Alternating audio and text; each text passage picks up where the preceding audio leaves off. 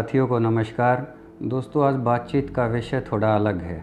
बात करेंगे देहात के बलिदान के बारे में, खाप पंचायतों के इतिहास के बारे में और मुग़ल बादशाह बहादुर शाह ज़फ़र द्वारा लिखे एक बेहद ख़ास पत्र के बारे में।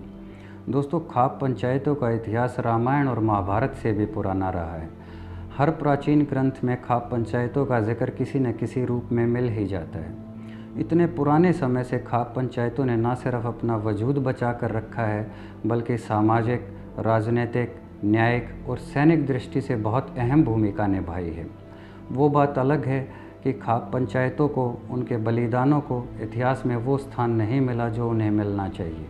लेकिन इतिहास तो इतिहास है, किसी न किसी रूप में सामने आ ही जाता है।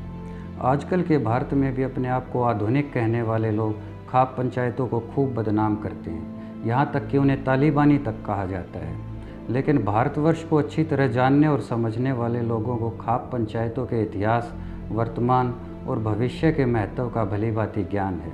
और इसी महत्व को जानने और समझने के लिए 1857 की क्रांति में मुग़ल बादशाह बहादुर शाह ज़फ़र द्वारा सर्व खाप पंचायत के नाम लिखे एक पत्र का जिक्र करना बेहद ज़रूरी है।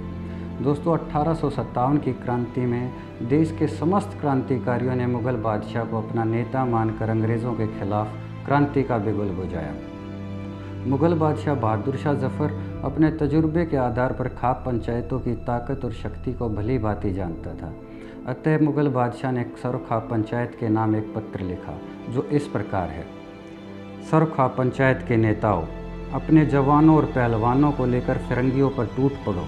आप में शक्ति है, जनता आपके साथ है, विशेषकर कृषक वर्ग आपके साथ है। शाही कुल में भी अनेक नौजवान हैं, लेकिन इन्होंने कभी युद्ध के मैदान में बारूद का धुआं नहीं चखा। आपके जवानों ने अंग्रेज़ी सेना की शक्ति को कई बार जांचा है। आजकल के अनेक नवाब और राजा अंग्रेज़ों के हाथों बिक चुके हैं। इन्होंने अंग्रेज़ों की गुलामी स्वीकार कर ली है।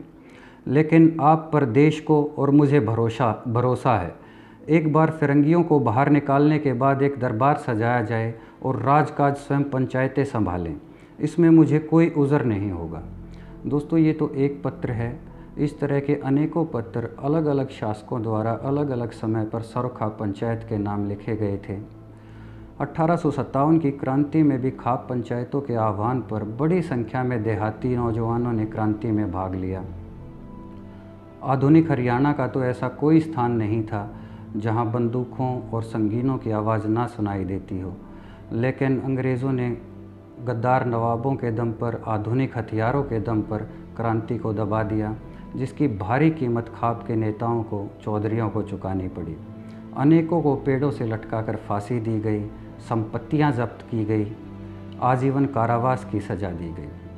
दोस्तों, ये बातें मैं आज आपसे इसलिए कर रहा हूँ क्योंकि मुझे लगता है कि तारीख के पन्नों में खाप पंचायतों को और उनके बलिदानों को वो स्थान नहीं मिला जो उन्हें मिलना चाहिए था। और जो कुछ लिखा भी गया है उसे भी सही ढंग तक लोगों तक नहीं पहुँचाया गया। अन्यथा हमारे इतिहास में ऐसा बहुत कुछ है जिस पर हम गर्व कर सकें। दोस्तों, इतिहास को सही ढंग से खोजने की ज़रूरत है, उसे लिपिबद्ध करने की ज़रूरत है। आप सभी साथियों ने मेरी बात सुनी, इसके लिए बहुत धन्यवाद।